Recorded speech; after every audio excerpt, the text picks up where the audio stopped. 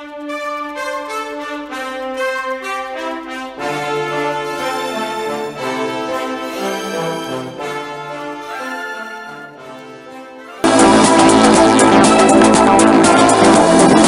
noches, bienvenidos a Cuéntamelo Todo. El día de hoy es Juan Carlos Sosa Aspurua del movimiento Fénix. Buenas noches, Juan Carlos, ¿cómo estás?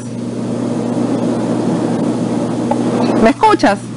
Hola Patricia, buenas noches, encantado de estar aquí contigo. Bueno, vamos a arrancar esta entrevista que siempre se me hace corta contigo. Ya tengo yo creo que como un mes que no te entrevisto, ya han pasado muchas cosas y tú eres uno de las personas que me gusta tener eventualmente para irnos poniendo al día. Tú sabes que yo iba a dejar para el final el tema de tu novela que ya está en papel en las librerías en Venezuela, tu novela que se llama La muerte tiene muchos rostros, pero mientras preparaba la entrevista, ahí la tienes, muéstramela. Muéstranos, ahí la tienes ya en papel, porque hay muchos lectores como yo, por ejemplo, que no nos acostumbramos en el libro, eso de leer online, la verdad es que nos cuesta mucho, a mí por lo menos. Primero, déjame decirte que he leído algunos capítulos, los pude bajar online, y todos versan sobre la entrevista que te iba a hacer hoy. O sea, todo tiene que ver, porque todo tiene que ver, y entonces yo digo, iba a dejarlo del libro para el final, pero voy a arrancar con el libro, porque arrancar con el libro es arrancar con lo que está pasando en Venezuela. Hay una cosa que tú dices ahí, que es ficción, aunque basada en hechos reales. Ahí no hay nada de ficción, por lo menos en lo que yo he leído. Por cierto, mándame mi libro, porque lo quiero tener. Yo mismo te lo voy a enviar como te diga por DHL porque te llega rápido. Y además lo recomiendo. Primero dime qué librería te recibió este libro, porque yo sé la cobardía que hay en Venezuela para vender este tipo de literatura. ¿En dónde está el libro? Mira, en todo el país. En este momento ya está en Lugar Común, en Cálculo, en Entre Libros, en Vizcaya, en Bucón, en Alejandría del Paseo Las Mercedes y Chacarito, en Noctua, eso es Centro Clase, está en las librerías Nacho, en Tecniciencias, en Las Novedades, y en Estados Unidos, probablemente va a estar en las librerías de Grow y de Books and Books. Y lo otro es, en Amazon también se consigue ya, o sea, en Amazon, el que las quiera comprar en Amazon ya lo puede hacer sin ningún problema. Mira, Juan Carlos, pero tienes que venir a hacer una presentación aquí, ¿oíste? Porque vamos a empezar aquí, mira, aquí tengo las copias de los capítulos y ya yo me hice mi tarea como buena estudiante que soy y fui leyendo cosa por cosa y te voy a preguntar cosa por cosa, ¿no? Porque además que tú dices que esto es ficción y yo quiero que me digas cuál es la ficción, porque todo es igualito, todo, como dice Emilio Lovera, todo se parece igualito. Fíjate dos cosas, Patricia. Primero que nada, como yo estoy ya en un programa, la razón de transformar esta historia en una novela tiene mucho que ver con pensar en futuro. O sea, en futuro, el día de mañana, cuando se vaya a querer entender esta época, los libros de historia no van a hablar de manera fidedigna de lo que ha sucedido. Entonces, la manera más interesante, y eso lo ha demostrado la historia de la literatura, cuando uno quiere saber en ciertas qué pasó en algunos países que vivieron tiempos opresivos, la mejor forma de hacer novela de los escritores de la época y a través de su ficción, entre comillas, entender cómo estaba compuesta la sociedad, cuáles eran los padecimientos de los habitantes de esas ciudades, cómo se vivía en definitiva, ¿no? Es la mejor forma de entender ciertos momentos históricos. Entonces, bueno, y también, como te decía, nos da mucha libertad, o sea, como escritor tiene mucho más libertad para contar cosas que son muy recientes. O sea, al final, cuando tú vas a escribir historia, tú tienes que alejarte un tiempo bastante prudencial, si se quiere, de los acontecimientos, ¿no? Para poder ser científico desde el punto de vista de lo que es digamos, la labor del historiador. Pero el novelista tiene mucho más libertad en ese sentido. Entonces, eso me permitía a mí tocar estos temas que nos afectan tanto en nuestras fibras como venezolanos, de manera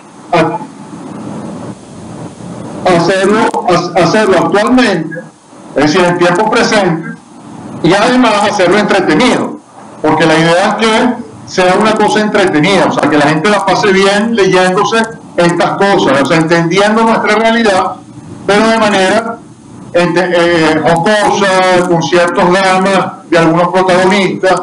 Entonces la ficción está digamos, en la forma como se maneja la historia, para darle ese carácter de, y además para poner algunas situaciones que son total y absolutamente inventadas, pero que encajan perfectamente bien dentro del contexto de la obra, mezclándose con hechos de la vida real, para lograr ese gancho que se necesita para que el lector efectivamente sea atrapado por la historia y la asimile de manera mucho más, digamos, completa, porque al final yo soy de la tesis de que cuando tú te diviertes aprendiendo, aprendes de verdad. Bueno, yo te voy a leer algunas cosas aquí que tengo, que son escritas por ti, obviamente, y entonces tú me las aplicas a lo que está pasando, porque eran las preguntas que te iba a hacer aquí, porque yo preparo mi cosa, ¿no? Mis entrevistas, pero ahora lo voy a hacer con el libro tuyo. Aquí hay un párrafo que dice: las elecciones parlamentarias demostraron la farsa, cada día más sofisticada. Los factores opositores quieren jugar. No se ha debido ir a unas elecciones con esas pautas. Dime tú si eso es ficción. Como te digo, como decía en la nota al final de la novela, está basada en hechos reales, ¿no? Entonces, claro, son las situaciones que viven estos personajes de la novela inventados dentro de un contexto que es real, pues, o sea, dentro de lo que son estos últimos 16 años que hemos sufrido los venezolanos.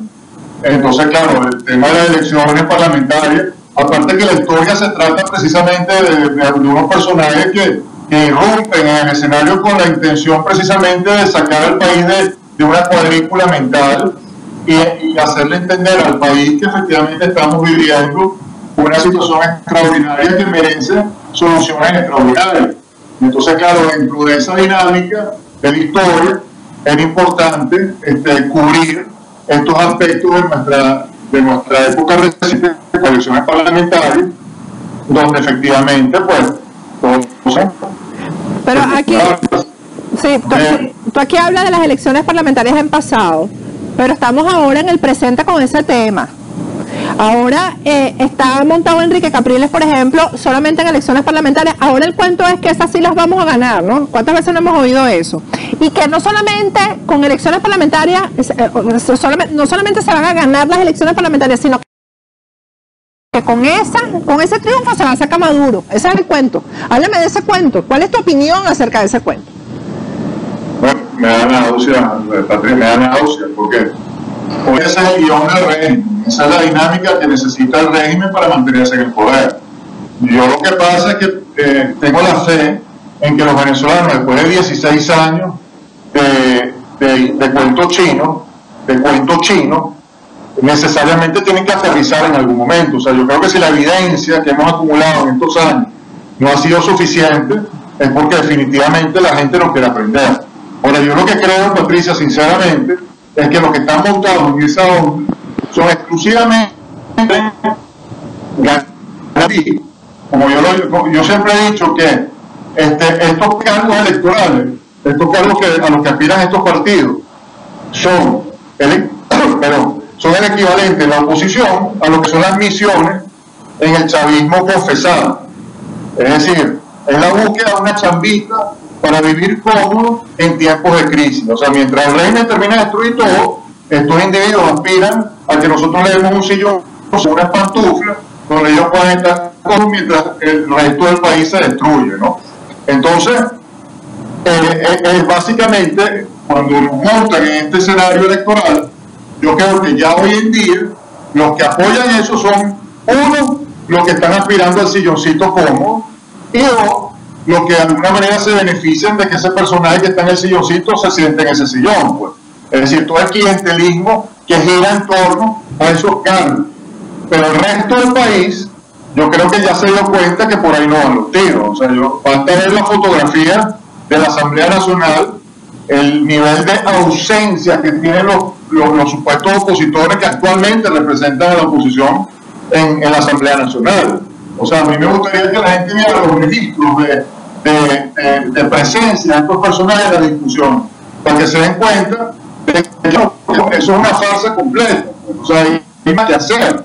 Además, como yo siempre he insistido, Patricia, tú tienes un parlamento cuando tienes democracia, pero cuando tienes un país totalmente secuestrado por una organización criminal, el parlamento no es otra cosa que un instrumento que tiene esa organización para mantener una ficción, la ficción democrática que necesita para mantenerse en el poder. Entonces, todo aquel que participe en esa ficción le está haciendo el juego al régimen, o sea, se vuelve cómplice, bien sea porque voluntariamente quiere ser cómplice, o sea, trabaja para el régimen, está dando al régimen, o bueno, simplemente es un tonto útil, un individuo que no se quiere dar cuenta de la realidad. Entonces está insistiendo en ese juego básicamente para no decir que, bueno, que él se beneficia personalmente de eso. Entonces busca una justificación con argumentos tan ridículos como uno que me escribieron hoy, un tipo que me decía, bueno, pero es que las elecciones parlamentarias es la oportunidad de enfrentar a la dictadura en la calle. Pues yo me imagino que lo que está es tomándome el pelo. O sea, si tú crees eso, o sea, yo decía, mira, las elecciones parlamentarias son el equivalente al tipo. O sea, el que me diga, la elección parlamentaria es la forma de enfrentar al régimen en la calle, es lo mismo que un tipo que me diga, mira, yo me voy a curar el dolor de muerte o el dolor de cabeza pegándome un tiro. Ya me pego un tiro y ya curé el dolor de muerte. Entonces, es exactamente lo mismo. Estos individuos, hacen su campaña y despotrican contra el régimen, lo insultan, dan la apariencia que se están oponiendo, pero en el fondo, ¿qué están haciendo? Siguiendo en el juego. Porque entonces llegan a la asamblea y ya está, y ya se olvidan de todos esos insultos y todas esas cosas, y bueno, y tenemos que esperar a que vengan las próximas elecciones. De eso para que vayan a montar su ring de boxeo y empiecen el cuentico de que están haciendo oposición. De eso vamos a hablar al regreso, porque tú estás en permanente gira por el país y haces asambleas y te reúnes con la gente, porque eso que tú estás diciendo la gente lo ha identificado. O sea, lo que ellos se van a encontrar en el momento de estas elecciones parlamentarias es un ciudadano diciéndoles, ¿y qué hiciste estos años anteriores con el carguito en la Asamblea Nacional? Y ahí no va a haber respuesta. Al regreso vamos a continuar hablando con Juan Carlos Sosa Púrua. Ya regresamos.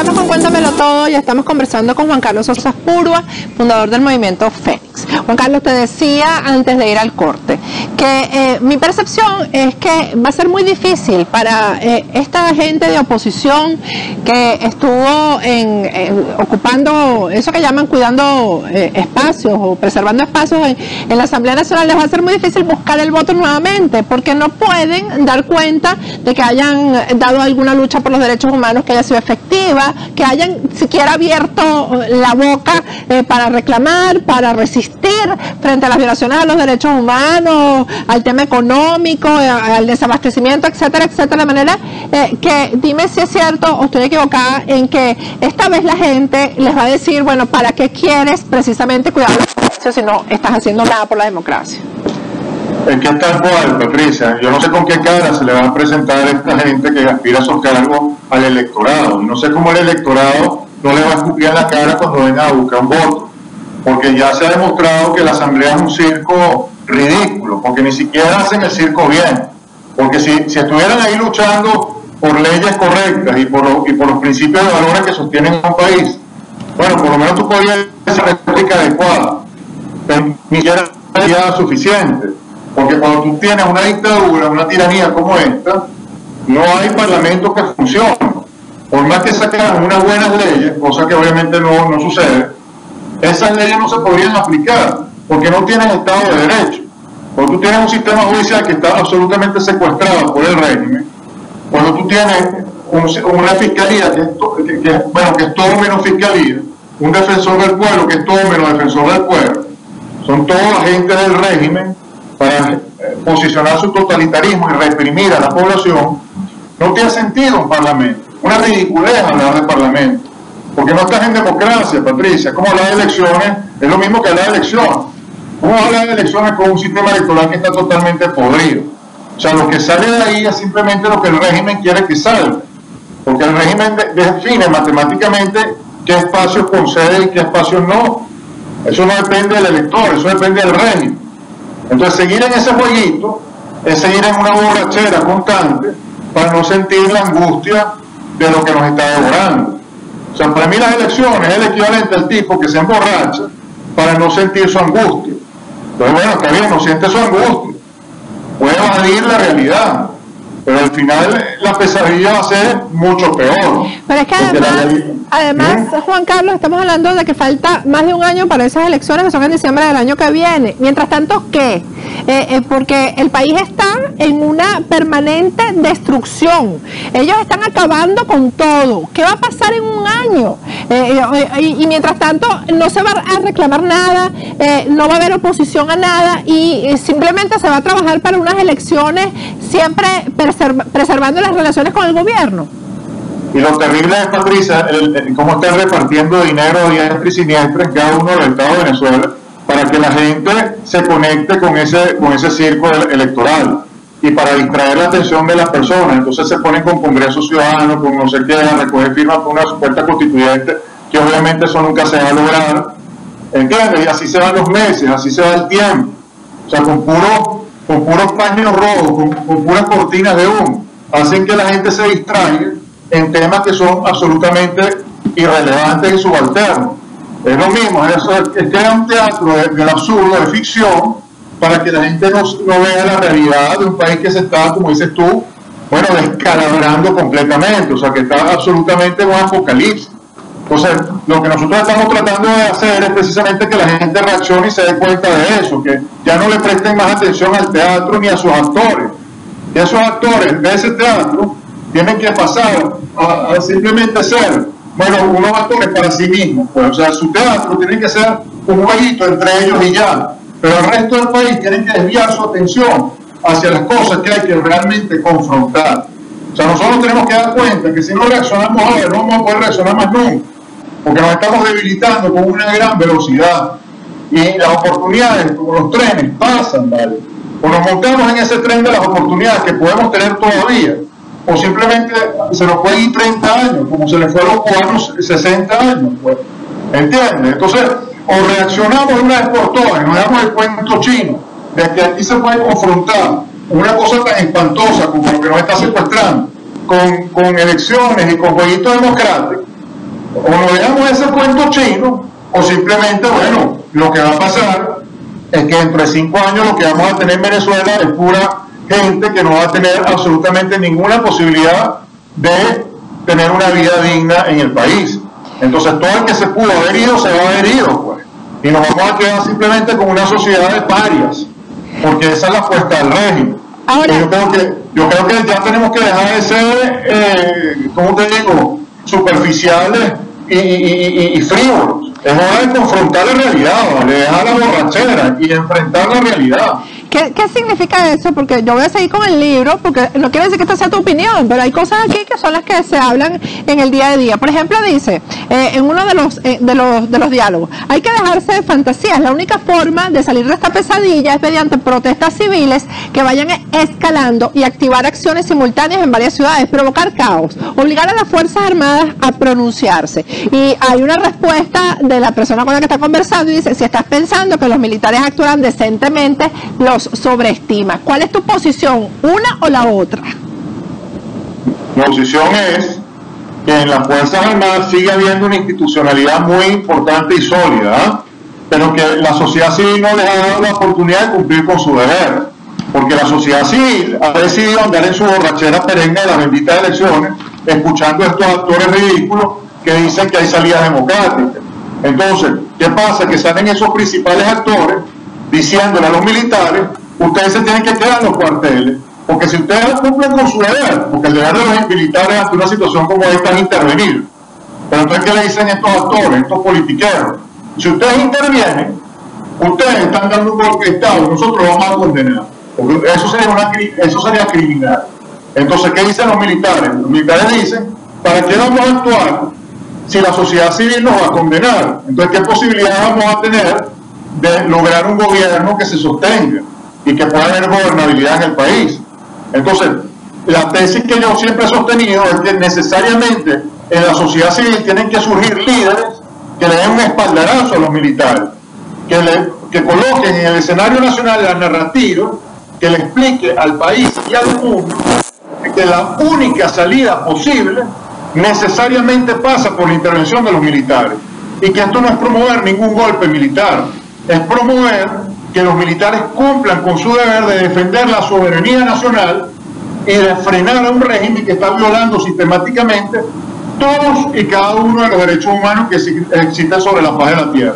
Entonces, en toda la filosofía occidental, en todos los ordenamientos jurídicos de la civilización occidental está escrito que cuando uno está sometido a un régimen como el que nosotros tenemos, como el que nos secuestra en Venezuela, tenemos no solamente el derecho, sino el deber de desautorizarlo, desobedecerlo y exigirle a la fuerza militar, que es el policía del Estado y el único que tiene la fuerza para hacerlo, que intervenga.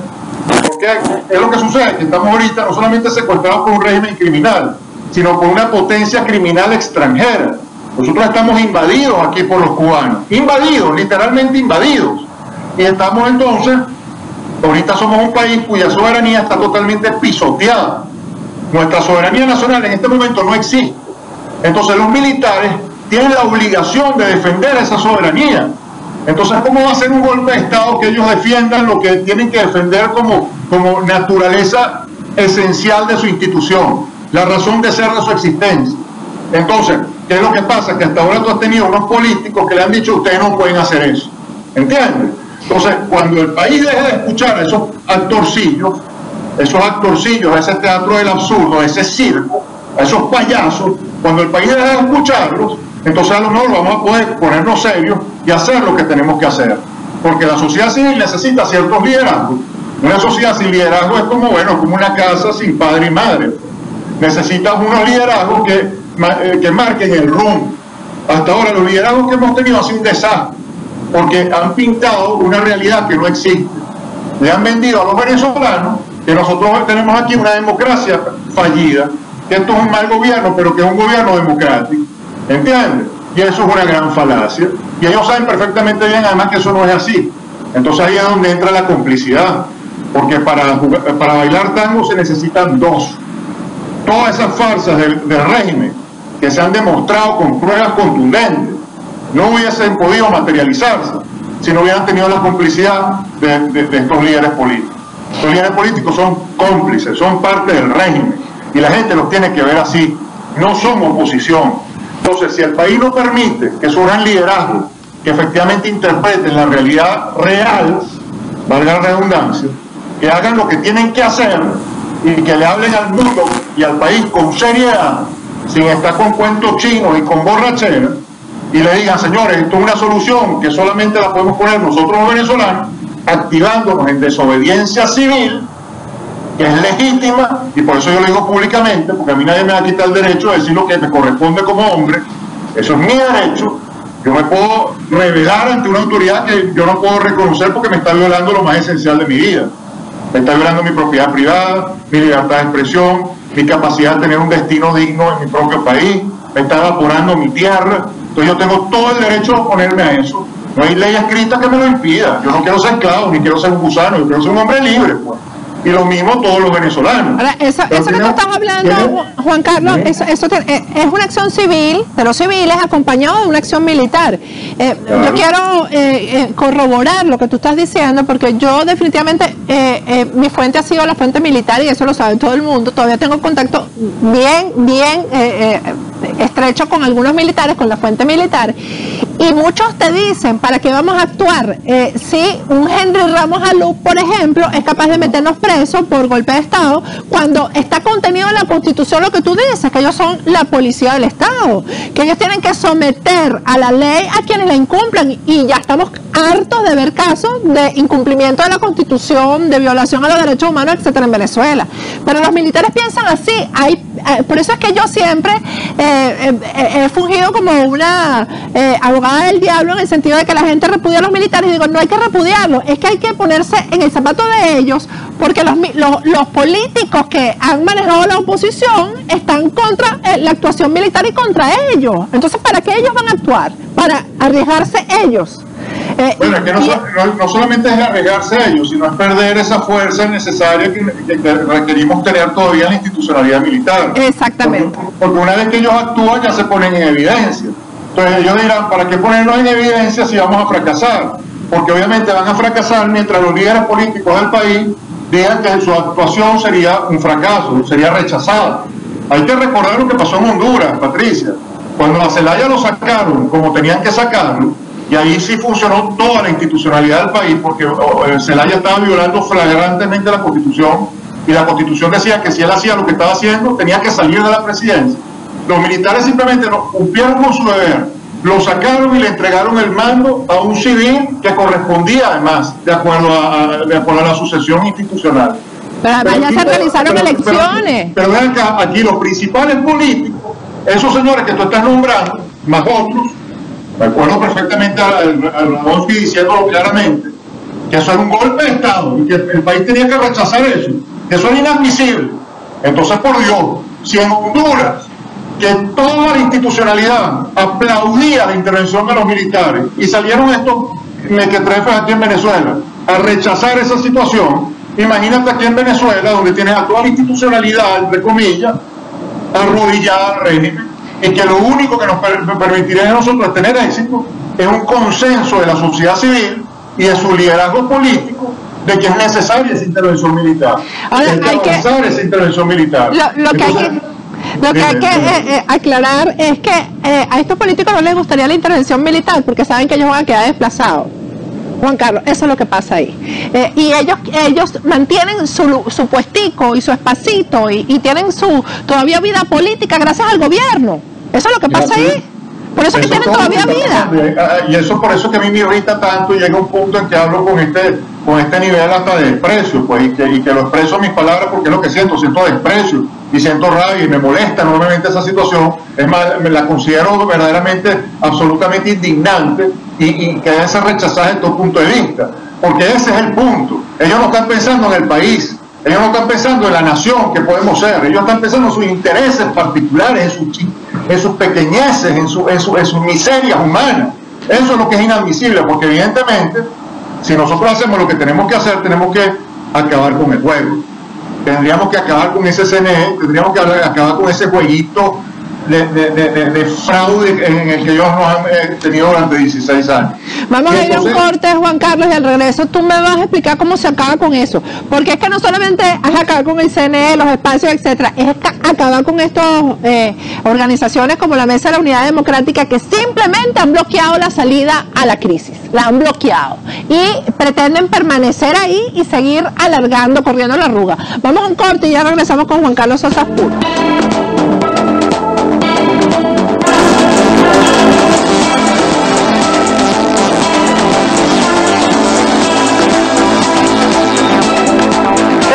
Cuéntamelo todo, estamos conversando con Juan Carlos Sosa Aspurua, él es fundador del Movimiento Fénix. Juan Carlos, ¿cómo se acaba con esto, con este CNE? Porque a veces la gente dice, bueno, ¿qué hago? ¿Qué tenemos que hacer? ¿Cuáles son las acciones que hay que llevar a cabo? Porque hay unos que hablan de guarimba, otros de paro, aquí se habla de todo, pero no hay realmente una unidad en el sentido de cuáles son las acciones para desconocer la ilegalidad, la ilegitimidad y desconocer al régimen. Mira, Patricia, lo primero, esto tiene que ser por fases. Evidentemente tú no puedes hacer un llamado a lo loco a la calle porque es un disparate. Esto tiene que ser por fases. ¿Por qué te digo esto así?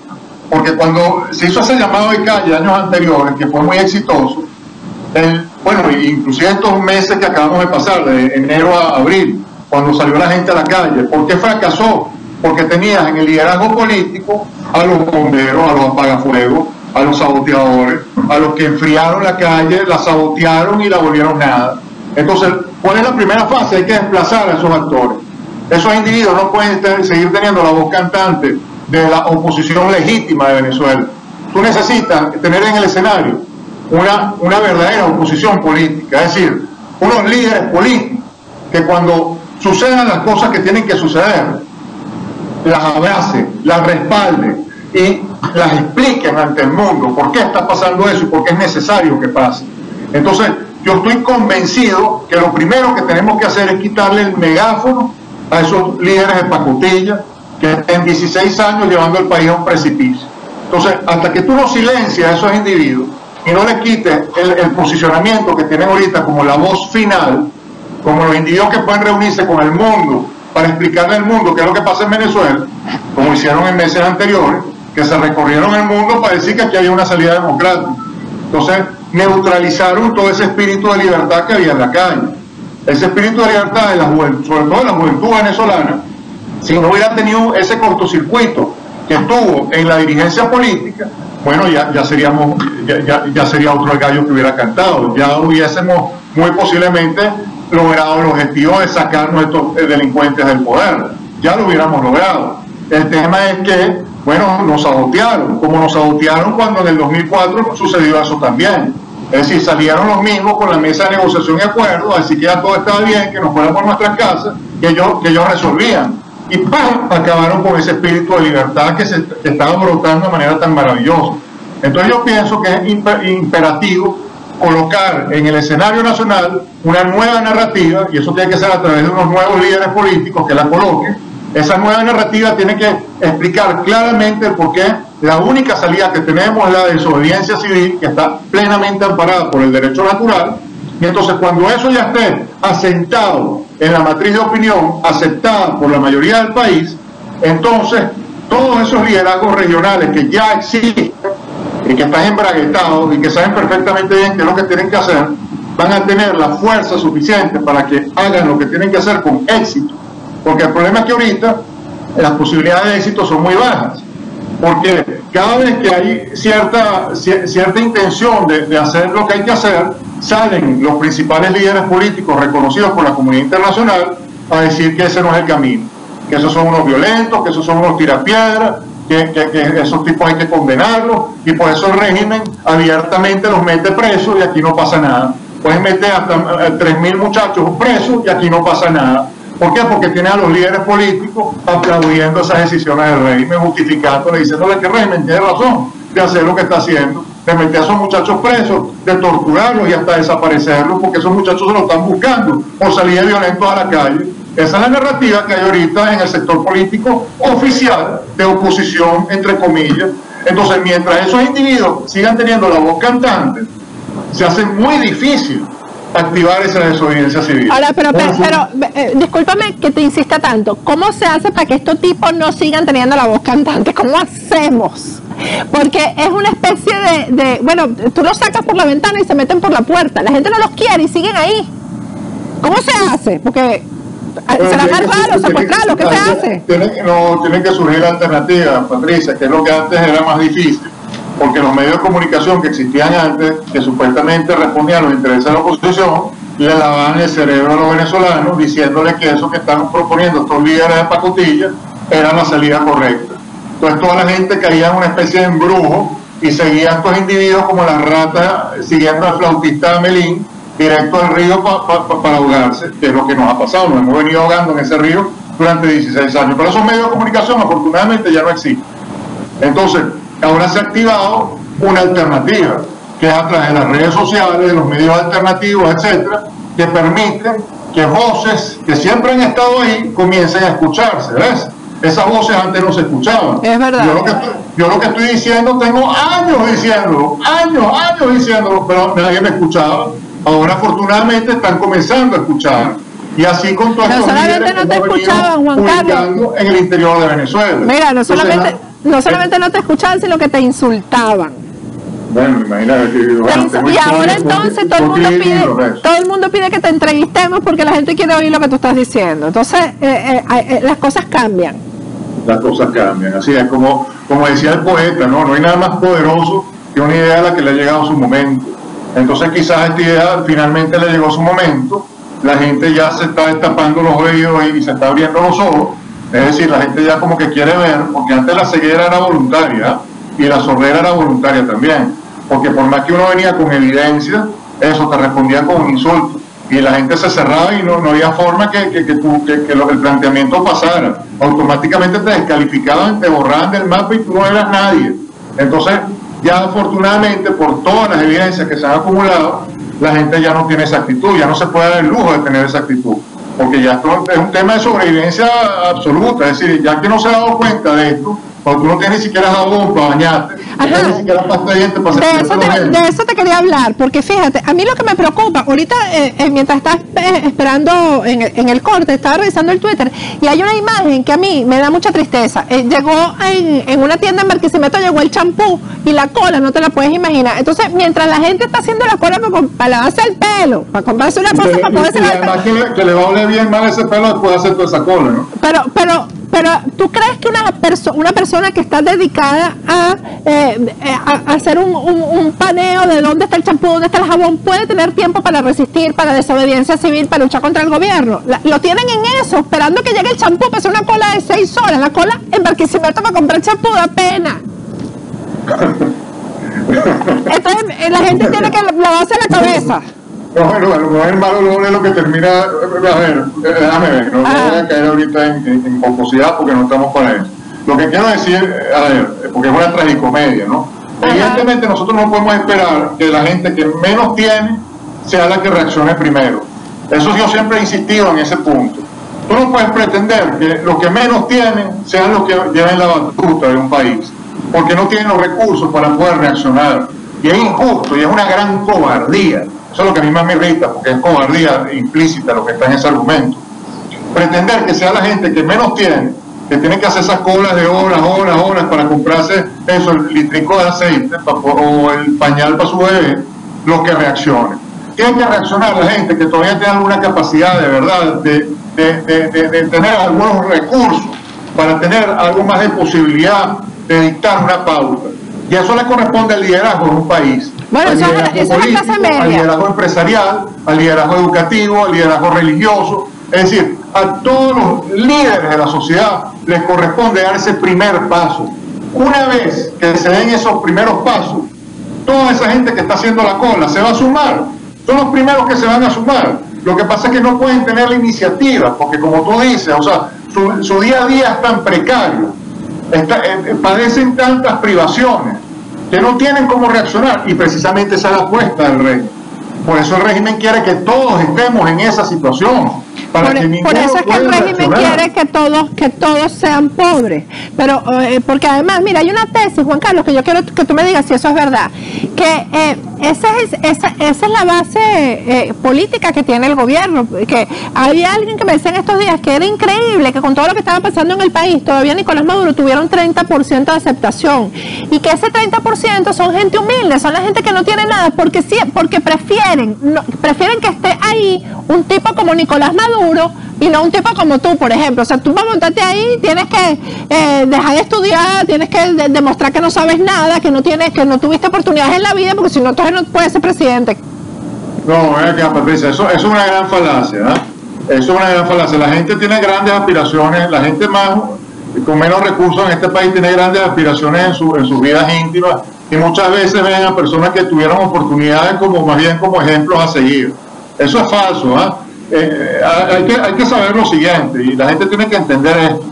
Todos los gobiernos, por más tiránicos que sean, siempre van a tener apoyo del que menos tiene, de un porcentaje del que menos tiene, porque el que menos tiene necesita del gobierno para poder existir, para poder comer, para poder sobrevivir. Entonces no se le puede oponer, porque sabe que si se lo opone pierde lo poquito que recibe. ¿Entiendes? O sea, pero en el fondo de sus almas saben que esa no es la salida, que esa no es la solución, y están sumamente descontentos con sus realidades. Pero la apoyan porque no tienen alternativas, Patricia. Entonces, si tú vas a hacerles una encuesta, ¿qué te van a decir? No pueden ir contra quien le está dando la dádiva. Eso es normal, eso es natural y eso es humano. Pero eso no significa que realmente tengan un apoyo. Claro que tiene un apoyo de su base clientelar, de todos esos empresarios de maletín, de todos esos mafiosos, de todos esos delincuentes que ellos promueven. Esos son su base sólida. Pero la mayoría de los venezolanos, Patricia, no son eso que esas encuestas tratan de pintar. La mayoría de los venezolanos están viviendo ahorita unas situaciones verdaderamente terribles en sus hábitats. O sea, situaciones realmente horribles, donde tienen que rezarle a la Virgen todos los días para poder llegar a su casa vivo, cada día de sus vidas, para poder comprar algo y de comer y llevárselo a sus hijos y que en el camino no se lo roben y que lo poquito que ganan les alcance para comprar, aunque sea, qué sé yo, el tetero para el bebé, pues. O sea, una realidad realmente terrible. Entonces, claro, vienen estos desgraciados que se montan demagógicamente en el poder y empiezan a venderles villas y castillos. Entonces también trafican y manipulan mucho la esperanza de la gente. Entonces mucha gente que no recibe nada está recibiendo esa manipulación psicológica. Entonces les da miedo reaccionar porque dicen, cónchale, si yo me opongo, hablo mal del gobierno, lo que sea, no voy a recibir el apartamento que me prometieron, no voy a o mi sobrina no va a tener el trabajo que le ofrecieron, y cosas así, ¿ves? Pero en una situación como esta, yo te aseguro que el 90% de Venezuela quiere salir de esta pesadilla. Y si efectivamente se hicieran las cosas que se tienen que hacer, y nosotros lográsemos ese escenario de desobediencia y de desconocimiento del régimen, y el régimen se desmorona. Y aquí se posiciona un gobierno serio, de transición, que haga las cosas que se tienen que hacer. Automáticamente la gente va a apoyarlo, pero bailando en las calles, Patricia, yo estoy convencido de eso. En dos minuticos antes que se termine nuestra conversación, quiero que me digas, Juan Carlos, qué es lo que tiene que hacer la gente, porque siempre en el Twitter, después que te entrevisto, la gente dice, ¿qué hago? ¿Cómo hago? ¿A dónde voy? Dime, ¿cuál es el plan? Bueno, para empezar, ayúdenos a posicionar el mensaje. O sea, todas estas personas en Twitter pueden ayudarnos muchísimo en ese sentido a construir esta matriz de opinión, a posicionar esta matriz de opinión y también a contribuir a que el mensaje se vaya dando ¿cómo se llama? De contacto personal con todo el país. Entonces, buscar cómo organizarnos, qué sé yo, asambleas, momentos de encuentro, donde nosotros vayamos, hablemos con la gente, las organicemos, nos conectemos con ella. Entonces, cada persona puede en su lugar de donde vive, en su estado, en fin, en su ciudad, buscar un grupo de amigos, buscar un grupo de aliados y organizar un encuentro. Eso podría ser un primer paso. Y por supuesto, en esta primera fase, como te decía, contribuir a la narrativa. O sea, de verdad, ayudarnos a posicionar este mensaje. Eso es vital. Y toda persona, independientemente de lo ocupada que esté en su vida, tiene un Twitter, tiene un Facebook, tiene una forma de transmitir este mensaje, de hablar con sus familiares, con sus amigos, con sus relacionados, con sus colegas del trabajo y ayudar entonces a difundir estas ideas. Eso es lo principal ahorita en esta fase. Posicionar muy bien estas ideas y este mensaje para comenzar a darle poder a estos líderes que están en todo el país para que verdaderamente se activen dentro de lo que tienen que activarse con fuerza, con apoyo, porque así empiezan a surgir los apoyos que se necesitan. Y entonces, una vez que esto comience realmente a agarrar fuerza, ya tú vas a ver cómo se empiezan a desencadenar cada vez con mayor velocidad todas las acciones necesarias para que al final el objetivo se has notado que el mensaje sí se está difundiendo cada vez mejor, ¿no? Me imagino. Es impresionante, muchísimo. Y yo te agradezco enormemente la ventana que nos estás dando, porque tú has sido clave en este proceso, Patricia. Y además yo creo que es el sentimiento de la gente y es lo que la gente realmente, con lo que se siente identificado, y eso es lo que está dando resultado. Bueno, Juan Carlos, muchísimas gracias. Gracias por habernos aceptado la entrevista y bueno, y estamos, como tú sabes, que siempre a la orden. Un fuerte abrazo para ti, Patricia. Muchísimas gracias.